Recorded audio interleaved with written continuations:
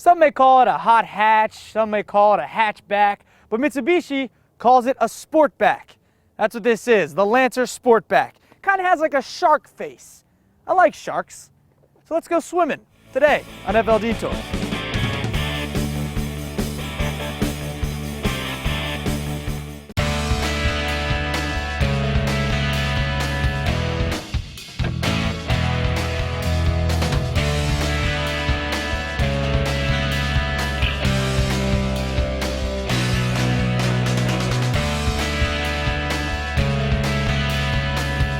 I'm in a 2010 Lancer Sportback Ralliart.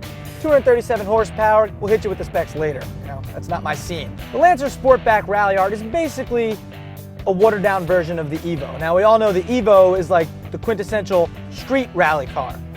This, you know, it's not claiming to be one, but it's definitely like one. It rides pretty high and the suspension is stiff, which it should be in a car like this. Also, it's got the, the twin clutch SST gearbox, so you could shift plus or minus right down here on the shifter knob, or you got your paddle shifters. Now, there's one thing when you're in auto mode, it kind of revs too high when it's changing gears, but then again, this car is made to be manual. So that just might be the computer in the car, revving it too high. But if you do it yourself, switch gears whenever you want, so that's a good thing. I like the driving position of this car. It's comfortable. The steering wheel is comfortable. One thing I don't like about the steering wheel though, is that when you first get in this car and it's brand new to you, and you got the paddle shifters in your way and the steering wheel here, it kind of blocks the windshield wiper controls and the light controls and the blinker controls. This car's loaded. It's got the HID headlights, it's got the Recaro racing seats, but if I'm paying 31 grand for this car and I'm not actually racing it, like how many people are gonna buy this car and actually go racing? So I understand that, the Recaro racing seats are comfortable, but I want them to go up and down too, not just forward and back. That's just my own personal opinion for a car I'm paying 31 grand for. I mean, a Passat CC isn't in the same class as this car, but you can buy a Passat CC for 27 grand. The interior is way nicer.